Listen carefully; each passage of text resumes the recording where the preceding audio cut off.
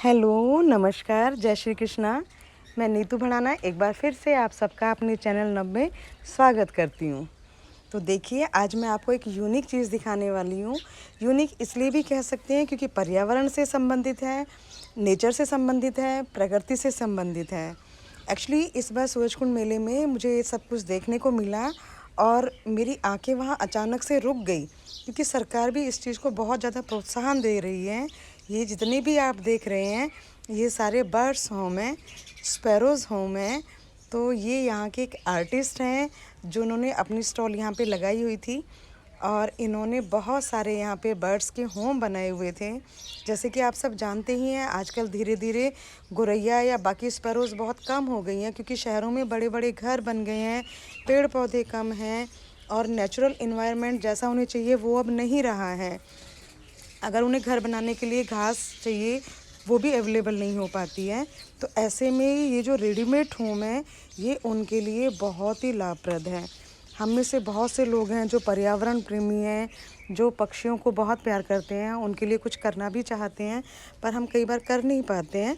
ऐसे में अगर हम ये घर खरीद लेंगे और पक्षियों को सेव करने के लिए उनको दाना पानी रख देंगे तो उनके लिए काफ़ी लाभदायक हो जाता है। और हम सब चाहते हैं कि हमारे घरों में भी फिर से गौरैया घूमने लगें। तो अगर हम ये रेडीमेड हाउस भी लाके लगा देते हैं तो बहुत सारे पक्षी हमारे पास आने लगेंगे। तो यहाँ पर कई सारी चीज़ें हैं पक्षियों को दाना रखने के लिए, पानी रखने के लिए, वो सारी चीज़ें भी अवेलेबल हैं। इनमें आप उनका दाना रख सकते हो, पानी रख सकते हो, साथ में घोंसले भी लगा सकते हो। तो ये जो घोंसला बनाते हैं इनका नाम मामचंद जी है।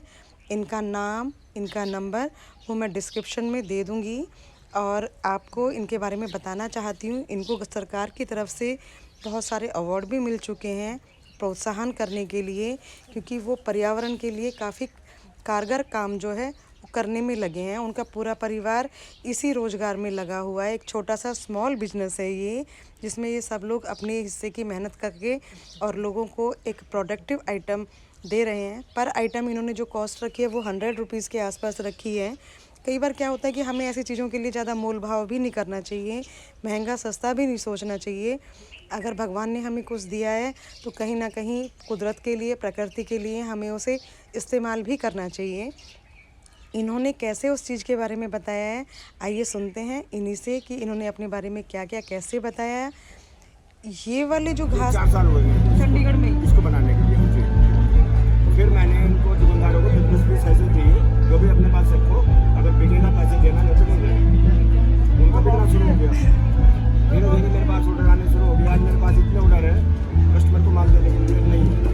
ऑर्डर कहाँ से आते हैं आपके पास? मेरे पास हरियाणा से, पंजाब से, यूपी से, उत्तराखंड से, देहरादून से।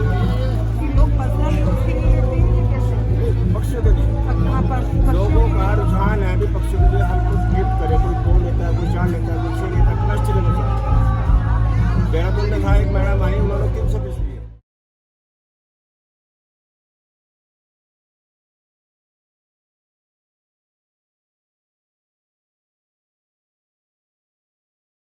ये वाला ये बेटे का मेरे यहीं पे देहरादून यहीं का बना। ये मेरा कुल्लू से, अरे वाह, ये मेरा देहरादून से है जी। लगड़े लोग बनाते पॉट, ये वाला ये मेरा कुल्लू है। क्या बात है। आपका कार्ड है? कार्ड तो नहीं मैडम, नंबर दूंगा मैं आपको। नंबर लिख लो। ये मेरा बेटा है, इसको मैंने एनिमेशन का कोर्स कराया, लेकिन ये भी यही कर रहा है काम। अच्छा, टेराकोटा का एनिमेशन का कोर्स करा चुका हूँ उसको। भैया ये आपकी खुद की मेहनत कर रहे हैं? खुद की मेहनत करा। ये मैंने लगाया पटियाला में, बकायदा नाम लिखा हुआ है। पटियाला के अंदर ये वाला लगाया। तो भैया आपका तो सबसे अच्छा और यूनिक मुझे आपको सरकार से कुछ मिला नहीं है ऐसा? ये चीज़ सरकार जैसे हम यहाँ पे मतलब प्रोग्राम मिल गया ये सरकार की तरफ से नहीं तो आपको मिली ना, आपको तो इसके स्टॉल का पैसा देना पड़ रहा है? देना पड़ रहा है 18,000।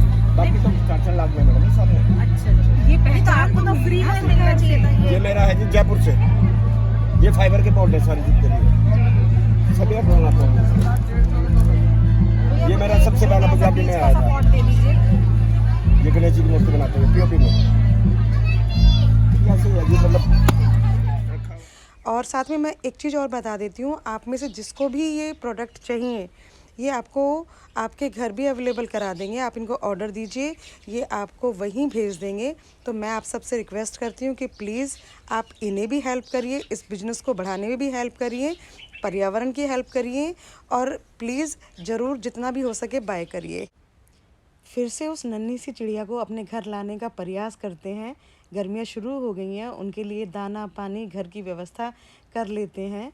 और इन घरों का सबसे बड़ा एक फ़ायदा ये है कि अगर ये ओपन में घोंसले बनाती हैं तो जो बड़े पक्षी हैं उनके अंडों को खा जाते हैं। बट इन घरों को ऐसे बनाया गया है ताकि छोटे पक्षियों के अलावा, गौरैया के अलावा बड़े पक्षी इनमें ना घुस सकें और उनके अंडों को डैमेज ना कर सकें। तो चलिए कोशिश करिए जिससे जहाँ रहकर भी जैसे भी पर्यावरण के लिए, पक्षियों के लिए आप जो कुछ भी कर सकते हैं अपने अपने स्तर पर करने की कोशिश ज़रूर कीजिएगा। धन्यवाद। Thank you.